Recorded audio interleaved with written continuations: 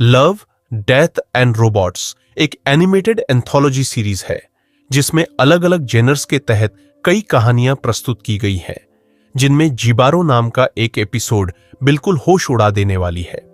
जिबारो की कहानी एक बहरे योद्धा जिबारो और एक खूबसूरत सुनहरी सायरन के बीच की है।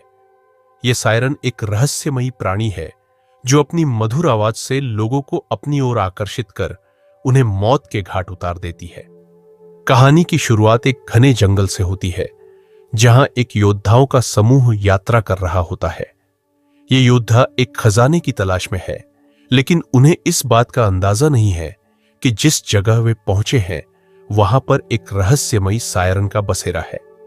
सायरन एक प्राचीन मिथकीय प्राणी है जिसकी आवाज सुनकर कोई भी व्यक्ति उसकी ओर आकर्षित हो जाता है और फिर मौत का शिकार बन जाता है। सायरन झील के बीच में रहती है और जब वह अपनी आवाज से समूह को बुलाती है तो सारे योद्धा उसके जादू में फंस जाते हैं। वे उसकी ओर दौड़ते हैं और जैसे ही वे झील में प्रवेश करते हैं, सायरन की जादुई आवाज उन्हें पागल कर देती है। वे अपने होश खो बैठते हैं और खून से लथपथ झील में डूबकर मर जाते हैं।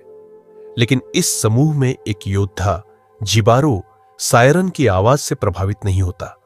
इसका कारण यह है कि वह बहरा है और सायरन की आवाज उसे सुनाई नहीं देती। सायरन को यह बात हैरान कर देती है क्योंकि उसने कभी ऐसा नहीं देखा था कि कोई उसकी आवाज से बच सके। वह जिबारो को देखती है और उसमें दिलचस्पी लेती है। सायरन जिबारो के करीब आने की कोशिश करती है। जिबारो भी उसकी सुंदरता और उसके गहनों से आकर्षित हो जाता है।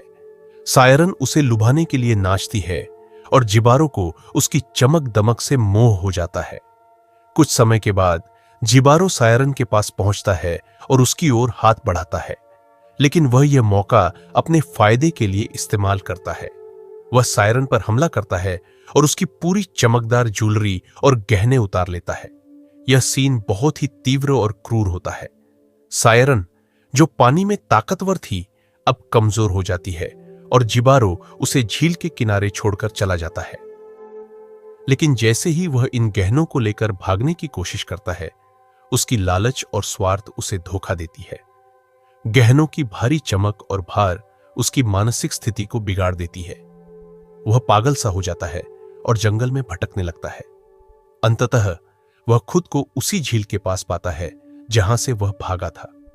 अब जब वह झील के पानी को पीने की कोशिश करता है तो उसकी प्यास उसे झील में खींच लेती है।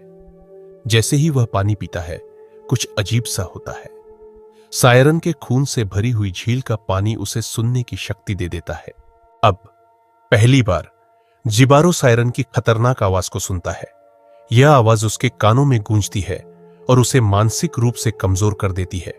वह दर्द से चिल्लाता है और आखिरकार झील में गिरकर मर जाता है।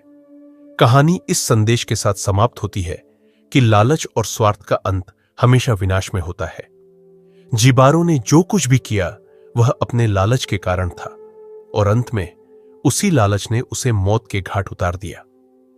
जिबारो की पूरी कहानी बिना किसी बातचीत के सिर्फ विजुअल्स और साउंड के माध्यम से प्रस्तुत की गई है, मगर इसके बैकग्राउंड म्यूजिक और विजुअल दर्शकों को कहानी में पूरी तरह डुबो देता है, क्योंकि सायरन की आवाज और जिबारो का बहरापन कहानी के और भी ज्यादा बेस्ट बना देती है।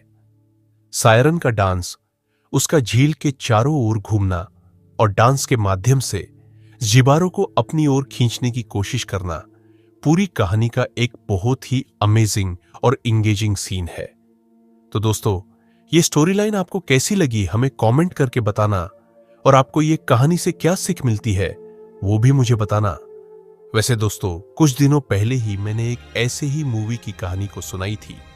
अगर आप लोगों ने उसे नहीं देखा है तो वॉच नेक्स्ट पर क्लिक करके उसे जरूर से देख ले।